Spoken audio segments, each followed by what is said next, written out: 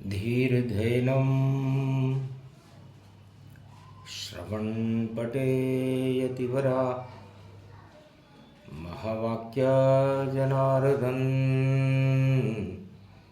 सच्चिदानन्दत्वं शरणं ब्रजेश यादवेन्द्रं दयादाता पुण्डरीक्षा क्षीरसागरशयनं कमलनयनं नमस्तुते नमामि श्रीहरि। धैर्य से जिसको धारण किया जाता है, कर्णपटुओं से जिनका पान किया जाता है, ऐसे सच्चिदानंद भगवान श्री यादवेंद्र सरकार को मैं नित्य ही चिंतन करता हूँ, नमन करता हूँ। जिनको नमन करने से मंगलादि मंगल तो हो ही जाते हैं, साथ ही में बहुत बड़ा बल मिलता है मनुष्यों को। त्वं शरणं ब्रजेश जय गणेशं निर्लोकरुद्यं भगवं। ओम श्री गणेशनाय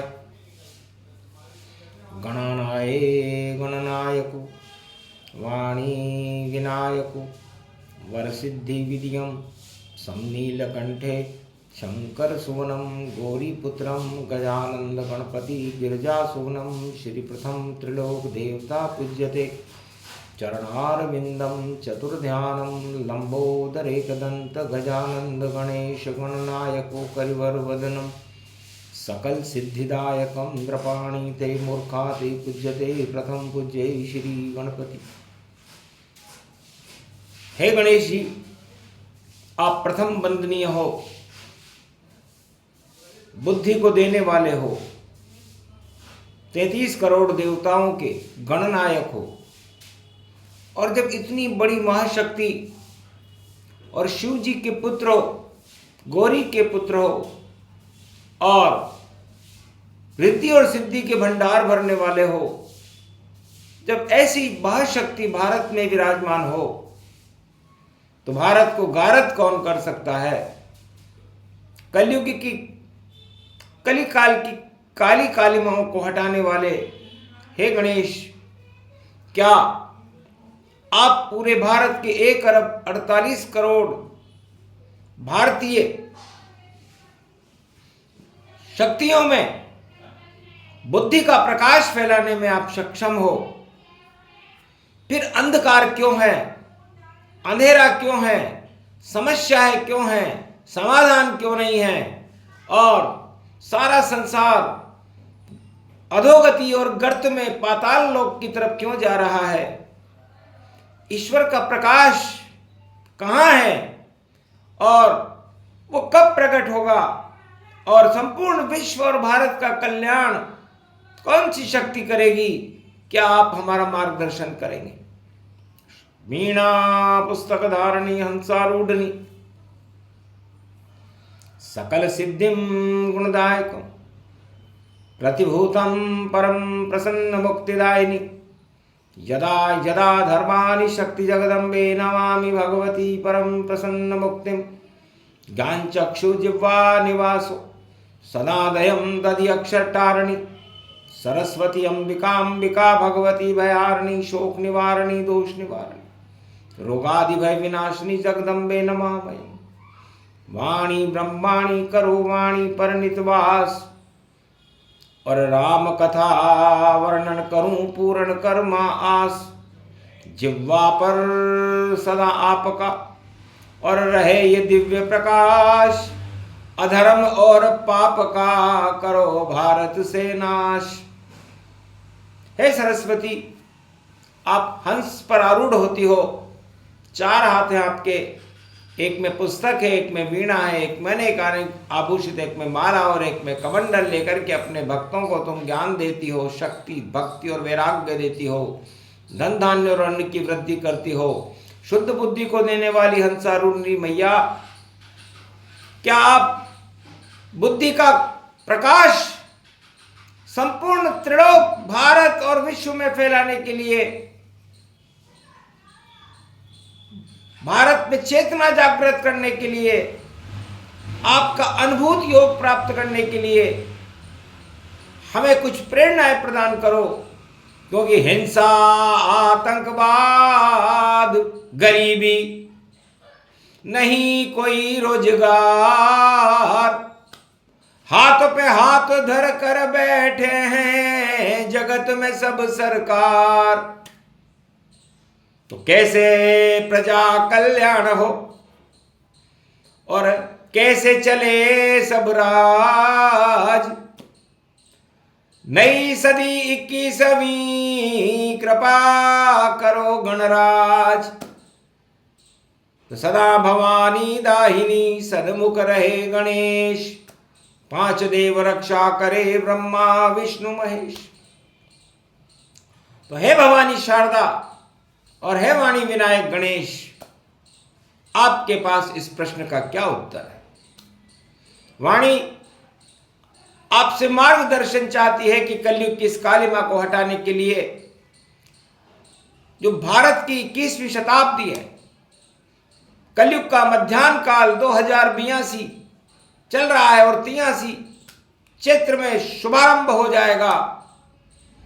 ऐसे मध्यान्ह काल की स्थिति में भारत के मध्य में हमें किस महापुरुष का साक्षात्कार होगा जो इन समस्याओं का समाधान करके सारे भारत को, सारे विश्व को, पूरे त्रिलोक को एक नया नेतृत्व प्रदान कर सके। जर्जर है नेतृत्व सब और जर जान।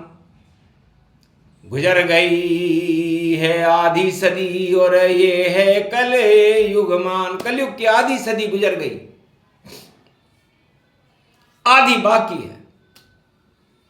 तो एक घड़ी आधी से पुनियाद, नाम ले तो भगवान को तो मिटे कोटि अपराध। अब इस आधी घड़ी में 21वीं शताब्दी में भारत का मार्गदर्शन करने के लिए कौन सा महापुरुष भारत की भूमि में अवतार लेगा?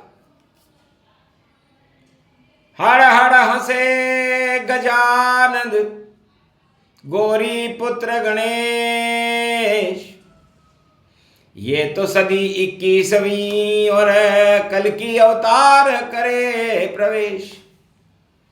सभी समस्याओं का समाधान ये अपने आप हो जावेगा और नई सदी में भारत में अवतार कल की प्रगटावेगा। सारे कलंक हट जावेंगे, भारत का भाग जगावेगा और धर्म ध्वजा लहरे भारत में और नई सदी युग आवेगा। नीले घोड़े पर सवार वह महापुरुष यहाँ आवेगा। गणपति और शारदा शक्ति साथ वो अपने लावेगा। सारी बुद्धि को पलटेगा और दुर्बुद्धि को नाश दिखावेगा। हिंसा और आतंकवाद का वह सफाया कर जावेगा। नहीं तो कोई दुख दरिद्र यहाँ होगा और ईश्वर नाम आ जावेगा। घर घर में भक्ति होगी ऐसा कलयुग प्रगटावेगा। तो हटेगी कलयुग कालिमा, नई सदी ये हो। बाकी तो सब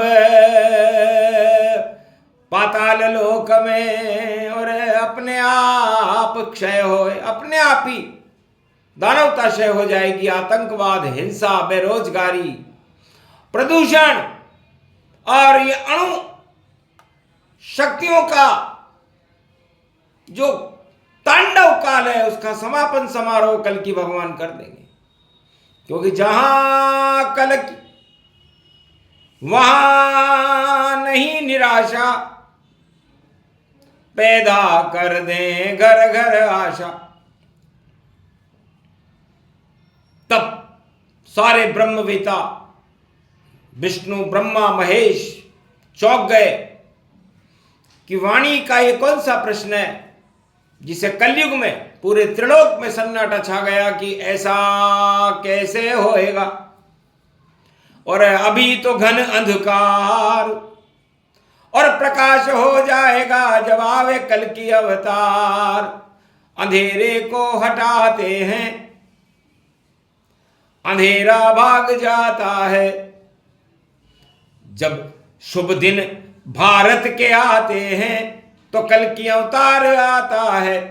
नई सदी 21वीं भारत, शुभ दिन भारत के जानो, और अवतरित होएगा अवतार, नाम उसका कल की मानो। तो कल की अवतार करे रक्षा, भारत का भाग जगा देगा।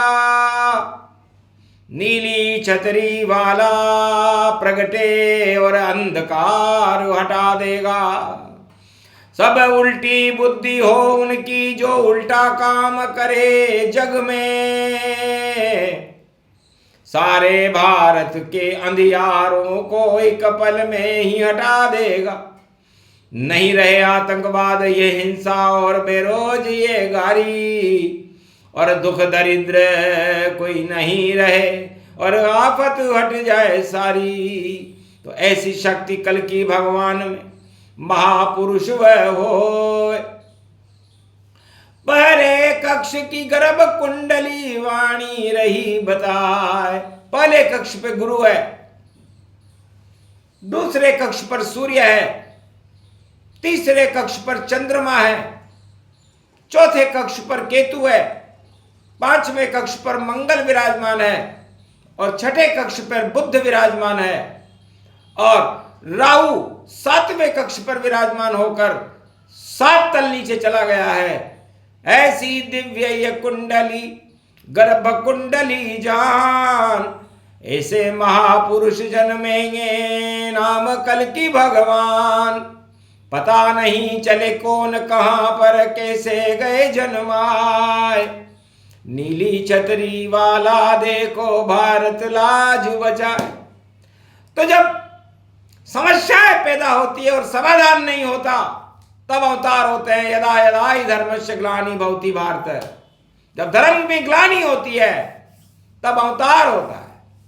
जब पृथ्वी डोलने लगती है, धरती डोलने लगती है, भूकंपन आते हैं, ज्वालामुखी फटने लगते हैं, और संसार में प्रदूषण की भरमार फैल जाती है, तब अवतार होते हैं। अवतार जनसंख्या के आधार पर होते हैं। जब सतयुग होता है उस समय सत्य का प्रकाश रहता है, और सभी लोगों में जितनी भी प्रजाजन हैं खुशहाल रहते हैं। और उस समय अवतार केवल दानवता को हटाने के लिए सीधा ही आ जाता है। कच्छ आए, मच्छ आए, नरसिंह आए, बावन आए, और देखो सारी शक्ति साथ लाए, और वरा 5 अवतार सीधे ही जाना। और ये सतयुग का है गुण गाना। वहां तक कोई अवतार मां के गर्भ से नहीं आया, क्योंकि सत्य का युग है। सत्य में सत्य सीधा ही आ जाता है। और जब त्रेता युग आया तब पहला अवतार आया राम अवतार। सूर्य वंश में राजा दशरथ के घर में अयोध्या में आए। उस समय भारत की जनसंख्या 33 करोड़ थी। तो 33 करोड़ की जब जनसंख्या होती है भारत में, तब राम अवतार होता है। और जब 56 करोड़ की जनसंख्या होती है तब कृष्ण अवतार होता है, जो द्वापर में आज से 5646 वर्ष पहले हुआ। और कलयुग में 1 अरब 48 करोड़ है। इसलिए दानवता ज्यादा बड़ी, देव प्रकट नहीं पाए। 33 करोड़ के बाद जितनी भी जनसंख्याएं होती है वो दानव शक्तियां ही होती हैं, क्योंकि दुगने हो गए थे कृष्णावतार में, 56 हो गए थे। और उसके बाद 1 अरब 48 करोड़ है इस समय। तो सोचो, दानवता आसमान को छू रही है और मानवता सिसक रही है। तब नियंत्रण ईश्वर हाथ में, अवतार जनसंख्या बने, और घटे घटे सब जनसंख्या, और देव देव भारत में रहे। वह अपने आप सब होता है, प्रकृति सब कुछ कर देती है, और लिख देती है प्रकृति देखो, अवतार प्रकट कर देती है। तो वह अवतार होगा भारत में नई सदी के माह, पूरी शताब्दी 21वीं और कल की रहे पूजा। 21वीं शताब्दी में कल की भगवान का ही प्रकाश होगा, क्योंकि घंटी बज गई बैकुंठन में, सन सन संख्या बढ़ जाए, और राजा और प्रजा कोई भी देखो राज चला नहीं पाए। तब जा करके त्रिलोक के राजा अवतार भारत में प्रगटे आए, नाम कल की उनका है देखो, और भारत की वह लाज बचाए। तो भारत की लाज बचाने के लिए 2025 के बाद भारत का एक नया नेतृत्व होगा, नई सदी होगी, नया प्रकाश होगा, ईश्वर शक्तियों का बोलबाला होगा। भारत धर्म गुरु बनेगा, जगत गुरु बनेगा, और विश्व गुरु बनकर के सारे संसार का नेतृत्व करने की क्षमताएं भारत में होगी। विज्ञान की शक्तियां भी भारत में बड़ी प्रबल होंगी, और आध्यात्म का प्रकाश भी भारत में बहुत तेज होगा, क्योंकि जब अवतार आते हैं तब विज्ञान थोड़ा नीचे हो जाता है और आध्यात्म का ज्ञान ऊंचा हो जाता है।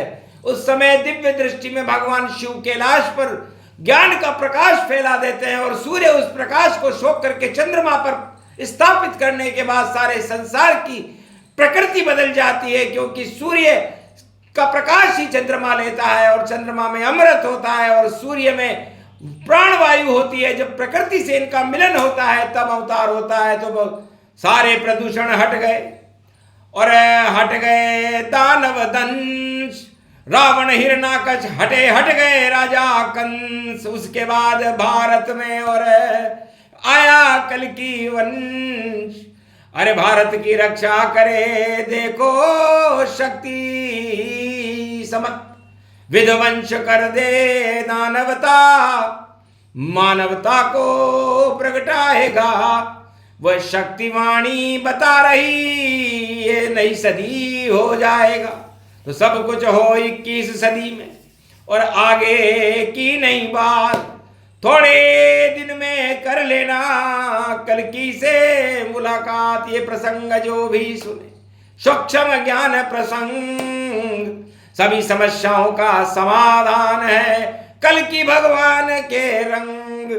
पूरा भारत साथ है उनके, वाणी भी उनके संग, इस कारण ये प्रसंग था जिसमें बरसे ईश्वर रंग। बोलो जय कल की भगवान की, भारत माता की।